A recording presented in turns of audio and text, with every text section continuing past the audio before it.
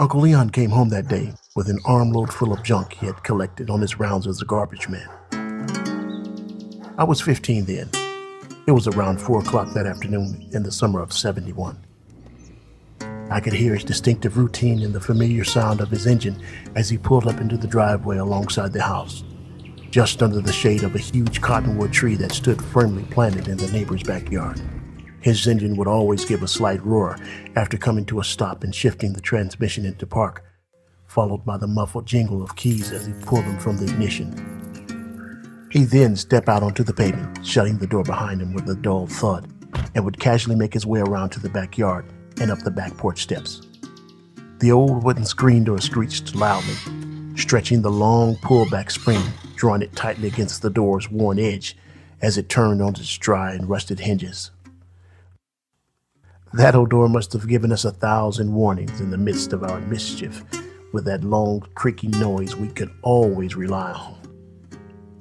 Uncle Leon stepped into the den from the back porch, cradling a cluster of findings, and in a gruff voice grunted, "Huh, here's something y'all can play with," dusting off each item one by one with the sleeve of his flannel work shirt and placing them on the sofa next to me.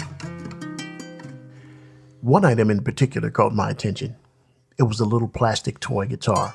Nothing special, just an old piece of a guitar is what it really amounted to. Not only that, but 2 of the strings were missing. But for some reason, it didn't matter to me. As soon as I picked it up, I knew it would be the start of something really special. I examined it closely, strumming with my right hand and running my left hand along the neck in a mock performance, as if I really knew how to play the thing. When no one was around, I would play with that little plastic toy guitar, completely fascinated by the sound as I plucked along on one string and then the other, trying to forge out a melody. Something simple perhaps, but nonetheless, I could recognize that each note had the potential to produce music that I heard in my mind. I had no idea of what I was doing, plucking along the thickest string, producing a resonating deep tone, thud, thump, thud, as my fingers curiously explored the unfamiliar contours up and down the neck. A few weeks later, my older brother David returned from Vietnam. I was really excited to see him again. I was young and very impressionable, and at the same time, without a father. We had lived apart for years after our mother died. I needed my big brother then. And there he was.